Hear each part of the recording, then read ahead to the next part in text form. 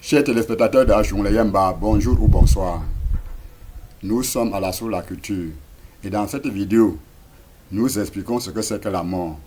Avant d'y arriver, je vous invite à vous abonner aux différentes pages officielles qui sont affichées en bas de l'écran.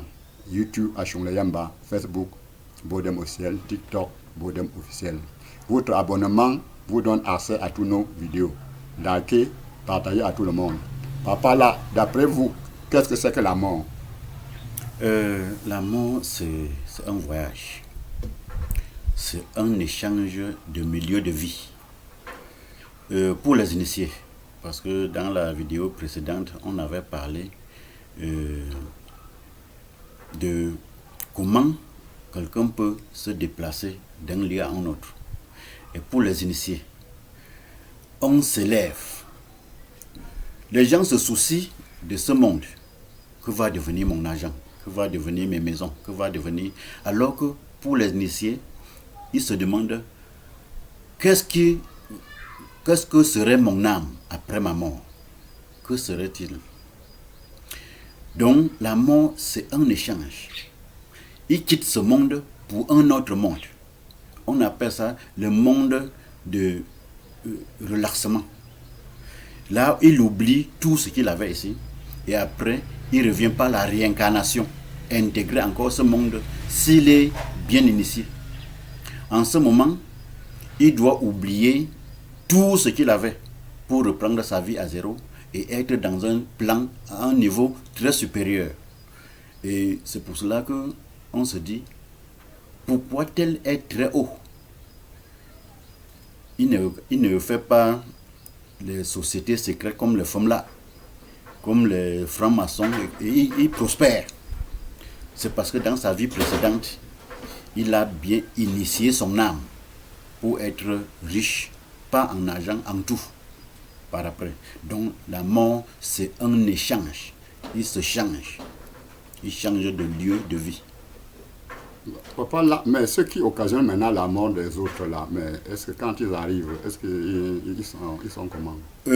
Quand tu tues quelqu'un, par le FOMLA, par le mystique, par tout ce que tu veux, ça c'est un karma que tu es en train de porter. Tous les mauvais, tout ce qui est mauvais concernant cette personne, tu portes ça en toi.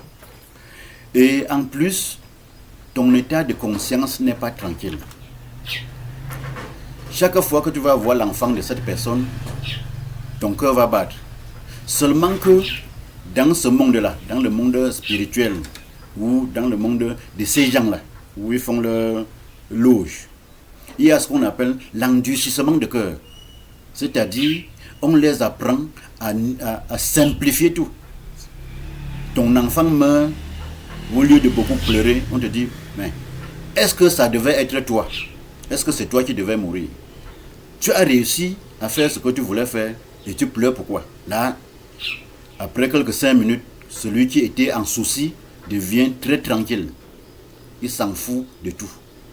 Donc c'est pour cela que les gens qui tuent les autres, la chair humaine ou la mort ou le cadavre ne lui dit même plus rien. Il s'en fout de tout. Mais je pense qu'il est puni après sa mort. Tout. Je dis, il porte le karma, c'est-à-dire il doit être puni avec ce karma-là. C'est pour cela que quand tu vois les gens qui viennent en réincarnation, ils souffrent plus que... On ne peut même pas connaître par quel mot expliquer cette souffrance-là. C'est parce que tous les karmas qu'il a portés dans sa vie précédente le suivent dans sa mort instantanée. Merci papa là, de nous expliquer ce que c'est que la mort. Merci de nous soutenir pour les recherches au numéro 237 675 33 14 45 et au numéro 237 698 37 48 67.